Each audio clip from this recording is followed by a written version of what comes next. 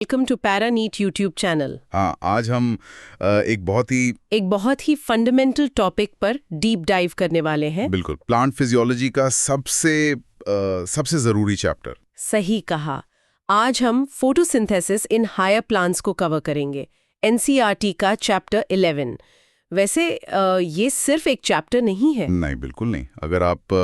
अगर हम लाइफ के एग्जिस्टेंस की बात करें ना, तो उसकी पूरी फाउंडेशन यही एक सिंगल प्रोसेस है। एग्जैक्टली क्योंकि चाहे हर्बिवोर्स हों या कार्निवोर्स, सब डायरेक्टली या इनडायरेक्टली प्लांट्स पर ही तो डिपेंड करते हैं। हाँ, और प्लांट्स अपनी उन ग्रीन लीव्स में एक तरह की बायोकेमिकल फैक्ट्री चलाते हैं, जहां वो सनलाइट को यानी लाइट एनर्जी को ट्रैप करते हैं और उस लाइट एनर्जी को केमिकल एनर्जी में कन्वर्ट कर देते हैं, राइट? सही पकड़ा।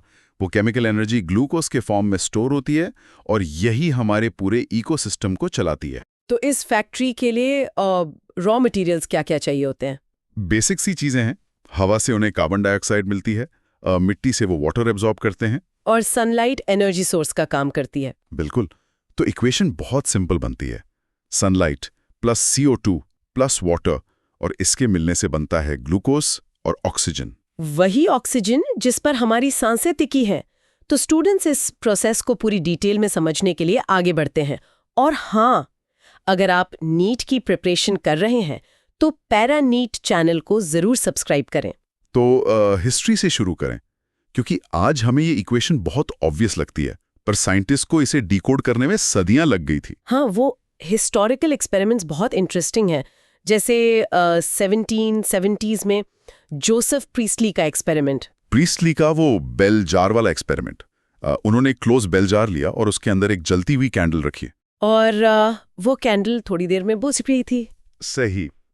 और फिर उन्होंने एक माउस यानी चूहे को उस जार में रखा, तो थोड़ी देर में उस चूहे का दम घुटने लगा। तब ऑक्सीजन की डिस्कवरी तो नहीं हुई थी ना? नहीं, ऑक्सीजन का नाम नहीं पता था उन्हें, पर प्रीस्टली को यह समझ आ गया था कि एनिमल और बर्निंग कैंडल दोनों ही हवा को किसी तरह से फाउल कर रहे हैं, यानी खराब कर रहे हैं। फिर उन्होंने उसमें एक मिंट का प्लांट रख दिया। एग्जैक्टली। और मैजिक देखो, वो चूहा भी जिंदा रहा और कैंडल भी जलती रही। तो प्रीस्टली ने कंक्लूड किया कि प्लांट्स उस हवा को रिस्टोर करते हैं जिसे ब्रीदिंग एनिमल्स या बर्निंग कैंडल्स रिमूव कर देते हैं। हाँ, जो आज हम जानते हैं कि ऑक्सीजन गैस है। फिर इसके बाद जॉन इंजनहाउस आए। इंजनहाउस ने क्या ऐड किया इसमें? उन्होंने दिखाया कि ये जो हवा को साफ करने का प्रोसेस है ना, ये सिर्फ और सिर्फ सनलाइट के प्रेजेंस में होता है। उन्होंने एक एक्वाटिक प्लांट को लिया, पानी में रहने वाला प्लांट। बिल्कुल। और सनलाइट में उसके आसपास बबल्स बनने लगे थे, राइट? बिल्कुल। ग्रीन पार्ट्स के आसपास बबल्स बने, जो बाद में पता चला कि ऑक्सीजन थे, पर डार्क में वो बबल्स नहीं बने। यानी सनलाइट एसेंशियल है। उसके बाद 1854 में जूलियस वॉन सैक्स का काम आता है। सही। सैक्स ने बताया कि जब प्लांट्स ग्रो करते हैं तो वो ग्लूकोज बनाते हैं, और वो ग्लूकोज स्टार्च के फॉर्म में स्टोर होता है। और उन्होंने ही बताया था कि ये ग्रीन सब्सटेंस क्लोरोफिल एक स्पेशल बॉडी में होता है, जिसे आज हम क्लोरोप्लास्ट कहते हैं। हाँ। उसके बाद एक और बहुत ही इंपॉर्टेंट एक्सपेरिमेंट हुआ, TW एंगलमैन का। ये नीट के लिए बहुत क्रूशल है। एंगलमैन ने प्रिज्म वाले एक्सपेरिमेंट किया था ना? हाँ, उन्होंने प्रिज्म यूज करके व्हाइट लाइट को उसके स्पेक्ट्रल कंपोनेंट्स में स्प्लिट कर दिया, जैसे विबग्योर बनता है। और फिर उस लाइट को एक ग्रीन एल्गे पर डाला, जिसका नाम क्लैडोफोरा था। और सबसे स्मार्ट चीज जो उन्होंने की वो थी एरोबिक बैक्टीरिया का यूज करना। ये बैक्टीरिया वहां जमा होते थे जहां ऑक्सीजन इवॉल्व होती थी, एक तरह से ऑक्सीजन सेंसर की तरह। एग्जैक्टली। और उन्होंने देखा कि बैक्टीरिया सबसे ज्यादा ब्लू और रेड लाइट वाले रीजन्स में अक्यूमुलेट हो गए थे। तो ये बेसिकली फोटोसिंथेसिस का पहला एक्शन स्पेक्ट्रम डिस्क्राइब हुआ था, जो क्लोरोफिल A और B के एब्जॉर्प्शन स्पेक्ट्रा से काफी मिलता जुलता है। बिल्कुल सही। तो हिस्ट्री के बाद अब आते हैं इस फैक्ट्री की लोकेशन पर, साइट ऑफ फोटोसिंथेसिस, यानी क्लोरोप्लास्ट। अगर हम इसका एक मेंटल डायग्राम बनाएं तो ये कैसा दिखेगा?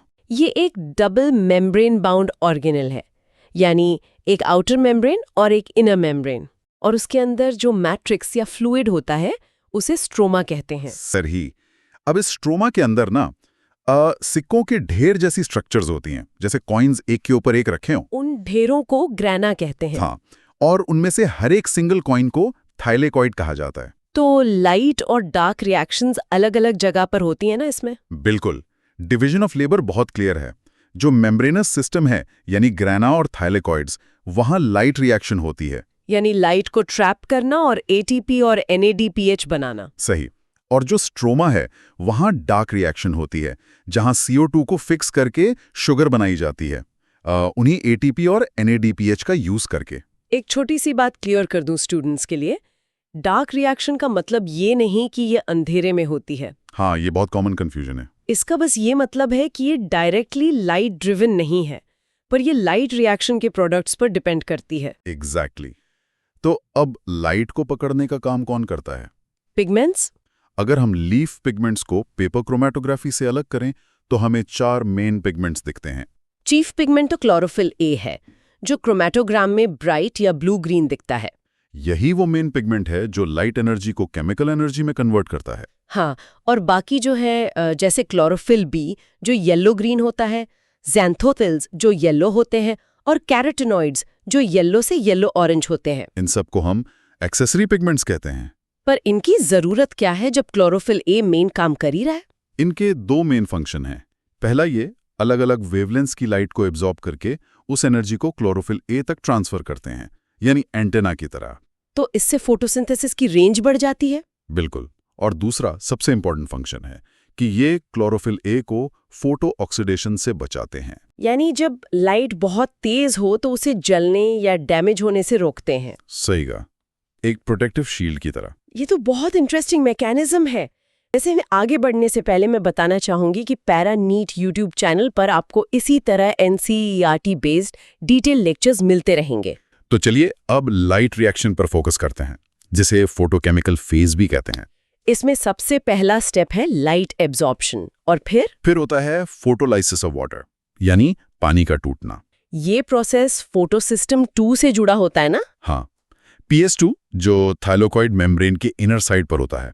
जब लाइट PS2 पर पड़ती है तो वहां इलेक्ट्रॉन्स एक्साइट होते हैं, और उन इलेक्ट्रॉन्स को रिप्लेस करने के लिए PS2 वाटर को स्प्लिट करता है। H2O टूटकर बनाता है इलेक्ट्रॉन्स, प्रोटॉन्स यानी H+ और ऑक्सीजन। और यही वो ऑक्सीजन है जो हवा में रिलीज होती है। अमेजिंग। तो इसके बाद इलेक्ट्रॉन ट्रांसपोर्ट चेन शुरू होती है। बिल्कुल। पहले ये बता दूं कि 2 फोटो सिस्टम्स होते हैं। PS2 जिसका रिएक्शन सेंटर P680 है, क्योंकि वो 680 नैनोमीटर की रेड लाइट अब्सॉर्ब करता है। और PSI जिसका रिएक्शन सेंटर P700 है। सही। जब PS2 लाइट अब्सॉर्ब करता है तो उसके इलेक्ट्रॉन्स एक्साइट होकर जंप करते हैं। एक प्राइमरी इलेक्ट्रॉन एक्सेप्टर उन्हें कैच करता है। फिर वो इलेक्ट्रॉन्स एक डाउनहिल जर्नी स्टार्ट करते हैं इलेक्ट्रॉन ट्रांसपोर्ट चेन के थ्रू। अपहिल से डाउनहिल। और इसी चेन से गुजरते वक्त इलेक्ट्रॉन्स की एनर्जी यूज होती है।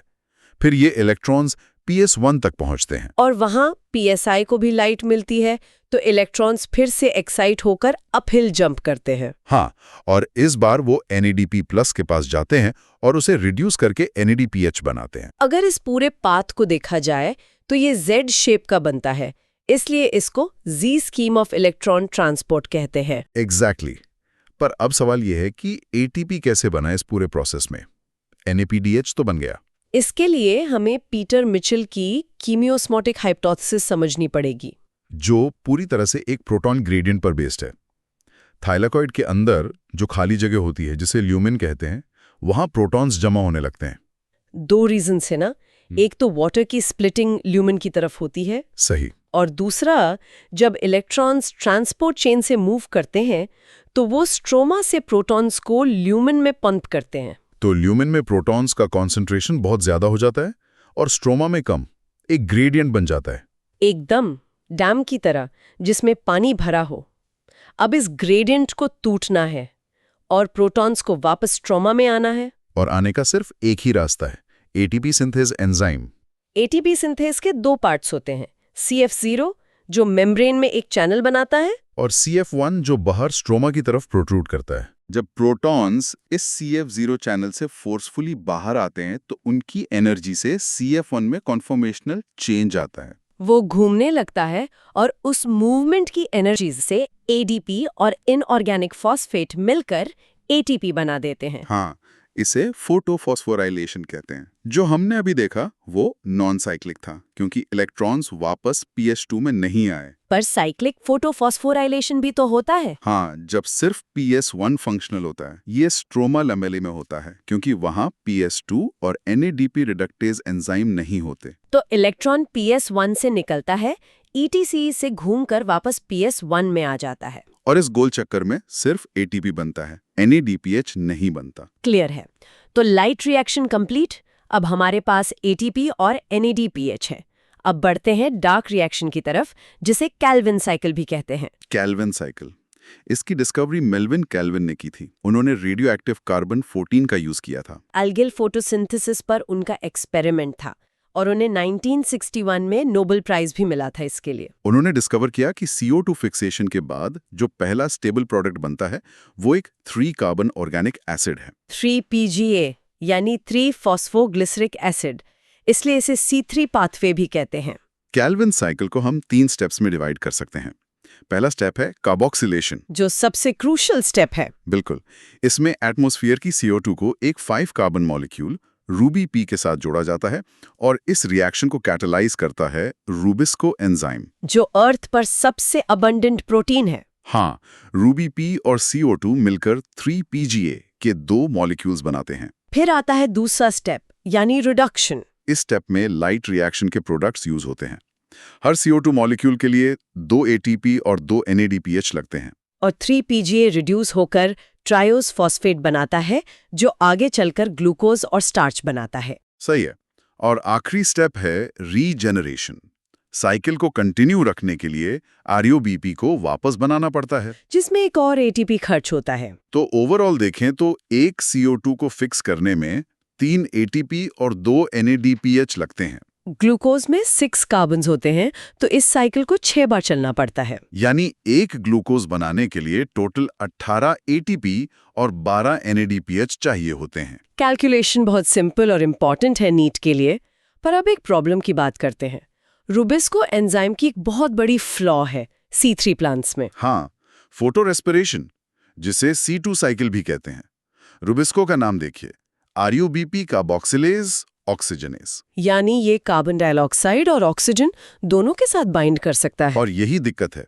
C3 प्लांट्स में जब लाइट इंटेंसिटी हाई होती है और CO2 कॉन्सेंट्रेशन लो होती है, तो रूबिस्को CO2 की बजाय ऑक्सीजन से बाइंड कर लेता है। और जब ऐसा होता है तो कैल्विन साइकिल डिस्टर्ब हो जाती है। 3PGA के 2 मॉलिक्यूल्स बनने की बजाय एक फॉस्फोग्लाइसरेट और एक फॉस्फोग्लाइकोलेट बनता है, जिसमें सिर्फ 2 कार्बन होते हैं, इसीलिए इसे C2 साइकिल कहते हैं। पर ये इतनी वेस्टफुल प्रोसेस क्यों है? क्योंकि इस प्रोसेस में ना तो कोई शुगर बनती है और ना ही ATP। उल्टा जो ATP बना था वो खर्च हो जाता है और फिक्स की हुई CO2 वापस रिलीज हो जाती है। Totally wasteful process. इससे तो प्लांट की प्रोडक्टिविटी काफी गिर जाती होगी। बहुत ज्यादा। पर नेचर ने इसका भी सोल्यूशन निकाल लिया। ट्रॉपिकल रीजन्स के प्लांट्स में एक एडेप्टेशन हुई, जिसे C4 पाथवे या हैच एंड स्लैग पाथवे कहते हैं। जैसे मेज और शुगरकेन, इन प्लांट्स में एक स्पेशल टाइप की लीफ एनाटॉमी होती है, जिसे क्रांस एनाटॉमी कहते हैं। क्रांस मतलब रीथ या माला। इनकी वास्कुलर बंडल्स के चारों तरफ लार्ज सेल्स की एक रिंग होती है, जिसे बंडल शीट सेल्स कहते हैं। इन सेल्स की वॉल्स काफी थिक होती हैं और इनमें कोई इंटरसेल्युलर स्पेसेस नहीं होते। और सबसे बड़ी बात, इनमें क्लोरोप्लास्ट्स बहुत ज्यादा होते हैं। अब C4 प्लांट्स क्या करते हैं कि वो रूबिस्को को इन डीप बंडल शीट सेल्स में छुपा देते हैं। तो बाहर के मीजोफिल सेल्स में क्या होता है? मीजोफिल सेल्स में CO2 को एक्सेप्ट करता है पेप, यानी फॉस्फोइनॉल पाइरुवेट, जो एक 3 कार्बन मॉलिक्यूल है, और एंजाइम होता है पेप कार्बोक्सिलेज, जिसे ऑक्सीजन से कोई अफिनिटी नहीं होती। एग्जैक्टली। तो पेप कार्बोक्सिलेज CO2 फिक्स करके एक 4 कार्बन एसिड बनाता है, OAA, यानी ऑक्सैलो एसिटिक एसिड। इसलिए इसको C4 पाथवे बोलते हैं। हाँ, फिर ये C4 एसिड मीजोफिल से बंडल शीट सेल्स में ट्रांसफर होता है, और वहां इसको तोड़कर CO2 और एक 3 कार्बन मॉलिक्यूल बनाया जाता है। अब क्योंकि bundle sheath cells thick walled हैं, गैस बाहर नहीं जा सकती, तो वहां CO2 का कॉन्सेंट्रेशन बहुत हाई हो जाता है। और उस हाई CO2 एनवायरनमेंट में रूबिस्को परफेक्टली कार्बोक्सिलेशन का काम करता है, बिना ऑक्सीजनेज एक्टिविटी दिखाए। सही। तो इस तरह C4 प्लांट्स फोटो रेस्पिरेशन से बच जाते हैं और इनकी प्रोडक्टिविटी C3 प्लांट से काफी बेहतर होती है। ये मैकेनिज्म सच में माइंड ब्लोइंग है। अब चैप्टर के लास्ट सेगमेंट पर आते हैं, फैक्टर्स अफेक्टिंग फोटोसिंथेसिस। इसमें सबसे पहले आता है ब्लैकमैन्स लॉ ऑफ लिमिटिंग फैक्टर्स, जो उन्होंने 1905 में दिया था। इस लॉ का सिंपल मतलब ये है कि अगर एक केमिकल प्रोसेस एक से ज्यादा फैक्टर से कंट्रोल होती है तो उसका रेट उस फैक्टर पर डिपेंड करेगा जो अपनी मिनिमल वैल्यू के सबसे करीब है। जैसे अगर लाइट और टेम्परेचर परफेक्ट हो पर CO2 कम हो तो प्रोसेस स्लो हो जाएगी। तो 4 मेन फैक्टर्स डिस्कस करते हैं। पहला, लाइट। लो लाइट इंटेंसिटीज पर लाइट डायरेक्टली प्रोपोर्शनल होती है फोटोसिंथेसिस के रेट के, पर हाई इंटेंसिटी पर सैचुरेशन आ जाती है। और बहुत ज्यादा लाइट में तो क्लोरोफिल ब्रेकडाउन भी हो सकता है ना? हाँ, जैसे सोलराइजेशन कहते हैं। दूसरा फैक्टर है कार्बन डाइऑक्साइड कॉन्सेंट्रेशन। ये मेजर लिमिटिंग फैक्टर है नेचर में, क्योंकि एटमॉस्फेयर में CO2 सिर्फ 0.03 से 0.04% ही है। अगर CO2 कॉन्सेंट्रेशन 0.05% तक बढ़ाई जाए तो रेट इंक्रीज होता है। C3 plants higher CO2 levels पर अच्छा रिस्पॉन्ड करते हैं। इसलिए टोमेटोज और बेल पेपर्स को carbon dioxide enriched green houses में ग्रो किया जाता है हायर यील्ड के लिए। तीसरा फैक्टर टेम्परेचर है। डार्क रिएक्शंस एंजाइमेटिक होते हैं तो वो टेम्परेचर सेंसिटिव ज्यादा होते हैं। C4 प्लांट्स हायर टेम्परेचर्स के लिए अडेप्टेड होते हैं और C3 प्लांट्स लोअर टेम्परेचर्स पर ऑप्टिमम रेट दिखाते हैं। और आखिरी फैक्टर है वाटर। वाटर रिएक्टेंट तो है, पर इसका इफेक्ट फोटोसिंथेसिस से ज्यादा प्योर प्लांट पर पड़ता है। वाटर स्ट्रेस होने पर स्टोमाटा क्लोज हो जाते हैं, जिससे CO2 की अवेलेबिलिटी कम हो जाती है और लीव्स विल्ट कर जाती हैं, जिससे सरफेस एरिया कम हो जाता है। तो ये थे फैक्टर्स। चलिए अब एक क्विक रिवीजन करते हैं नीट इंपॉर्टेंट पॉइंट्स का। Z स्कीम का शेप और सीक्वेंस याद रखना बहुत जरूरी है। केल्विन साइकिल के तीनों स्टेप्स टिप्स पर होने चाहिए, कार्बोक्सिलेशन, रिडक्शन और रीजनरेशन, और उनके ATP और NADPH रिक्वायरमेंट्स भी। C3 और C4 प्लांट्स के डिफरेंसेस को ध्यान से रिवाइज करना। C3 का प्राइमरी एक्सेप्टर IUBP है और C4 का PEP। और क्रैन्स एनाटॉमी किस में होती है, फोटो रेस्पिरेशन क्यों होता है और उसके क्या नुकसान हैं, ये डायरेक्ट एग्जाम क्वेश्चंस हैं। साथ ही ब्लैकमैन्स लॉ और लिमिटिंग फैक्टर्स के कॉन्सेप्ट को भूलना नहीं है। सही कहा। अब डीप ड्राइव को रैप अप करते हुए मैं आपसे एक प्रोवोकेटिव थॉट शेयर करना चाहती हूँ। बिल्कुल, बताइए। हमने देखा कि C4 प्लांट्स C3 प्लांट से ज्यादा एफिशिएंट हैं क्योंकि उनमें फोटो रेस्पिरेशन नहीं होता।